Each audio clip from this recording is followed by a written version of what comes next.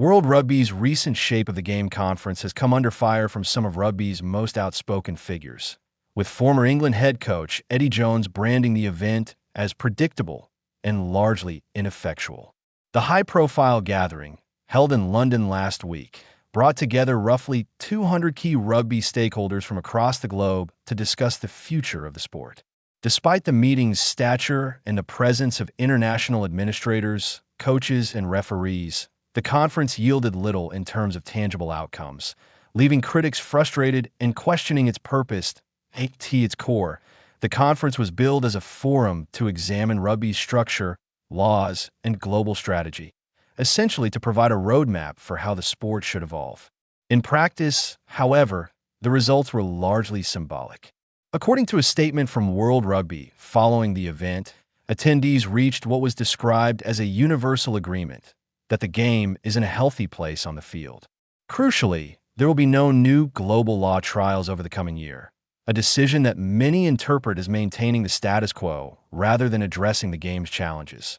Beyond law changes, the conference also briefly touched on the contentious topic of the global rugby calendar, a subject that has dominated discussions among unions and broadcasters in recent years. Yet, no concrete update emerged on how the global season might be structured moving forward.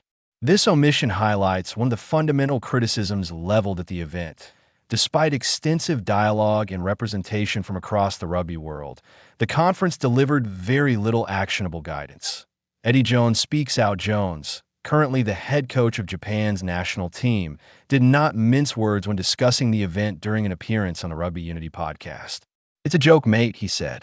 "The game needs to get sorted out. We can all see that. But because they had so many people in a room in so many different areas, they couldn't come to a decision on anything. They all hold hands at the end, have a gin and tonic, so it's all good." His critique was sharp and unflinching, suggesting that the conference was more of a ceremonial gathering than a forum for meaningful decision-making.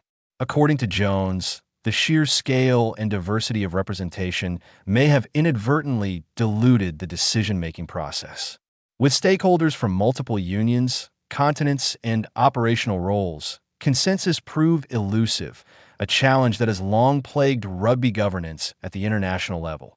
Fellow former Wallabies coach Ewen McKenzie offered a similarly scathing assessment. McKenzie suggested that the conference might have been redundant, questioning the necessity of assembling hundreds of stakeholders when the outcome could have been anticipated. "It's hard to know what to say, really," McKenzie said. "We could have written that and saved the 200 flights and the 200 hotel rooms. It's the same broad brush statement you would make anyway. They would just say that anyway. The game's in good shape. Of course, they're going to say that. Otherwise, they're doing a bad job." McKenzie's critique reflects a broader frustration within the rugby community over the disconnect between rhetoric and results. While World Rugby consistently frames itself as the steward of global rugby development, critics argue that structural inefficiencies prevent meaningful outcomes from taking root. For McKenzie, the emphasis on commercial and fan-focused discussions, topics that arguably fall outside World Rugby's core remit, only serves to further dilute the conference's effectiveness. "It's about the game itself, I would have thought," he said. "They shouldn't be talking about commercial. They should be talking about the actual specifics of the game and whether they can make it better." This sentiment underscores a key tension in modern rugby governance. While revenue generation, fan engagement, and global marketing are undeniably important for the sport's sustainability, coaches and purists often argue that these objectives should not overshadow the development and protection of the game itself.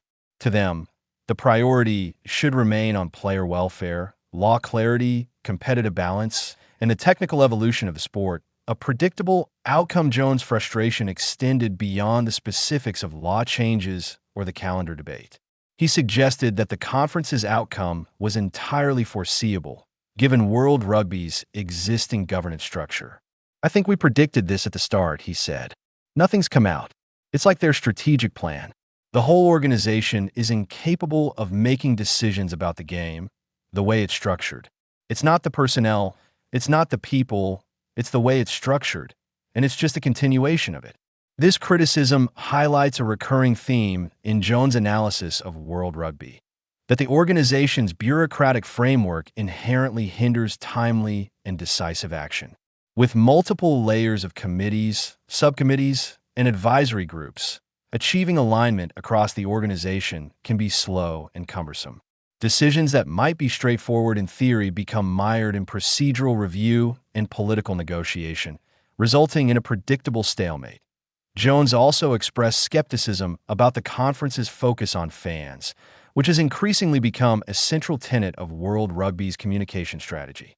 In recent years, the governing body has sought to better explain, sell, and celebrate the sport to audiences worldwide. While this initiative is aimed at broadening the game's appeal, Jones questioned whether it aligns with World Rugby's primary purpose. World Rugby's not about fans, he said bluntly.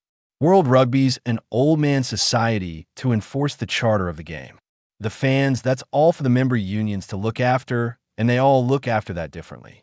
Everyone's got a different way to do it, so it just seems like we're wasting our time talking about it, wasting our time even discussing it.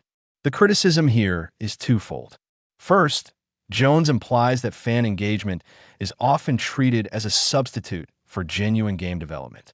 Second, he highlights a lack of uniformity across unions, suggesting that World Rugby's attempts to guide fan-focused initiatives may be overstepping its mandate or creating confusion. The role of governance in rugby. Jones' comments shed light on a larger debate over governance in international rugby. The sport is overseen by 120-plus unions worldwide, each with its own priorities, resources, and strategic focus.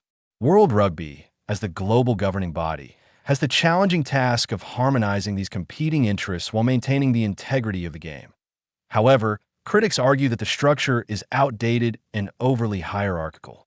Decision-making can be slow, and implementing reforms requires negotiation among a wide variety of stakeholders with conflicting objectives.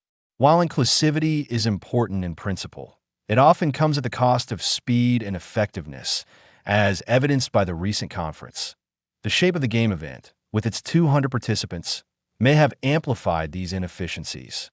Jones' observation that they all hold hands at the end, have a gin and tonic, so it's all good, is a tongue-in-cheek but cutting critique of the performative aspects of the meeting, signaling consensus without meaningful action. McKenzie echoed this point, noting that the resources devoted to hosting the conference, travel, accommodation, and logistical costs, may have been disproportionate to the actual outcome. From his perspective, the message could have been communicated efficiently without convening hundreds of stakeholders in person. The broader implications, while the conference may not have produced headline-grabbing law changes or a new calendar structure, it serves as a case study in governance and organizational effectiveness. For the rugby community, the criticism highlights several key themes. 1. Structural inefficiency. Large, multi-layered organizations often struggle to make swift, decisive changes. 2. Symbolic consensus. Agreement for the sake of optics can substitute for genuine problem-solving. 3. Misaligned priorities. Commercial and fan-focused initiatives may overshadow technical and strategic imperatives. 4. Resource utilization.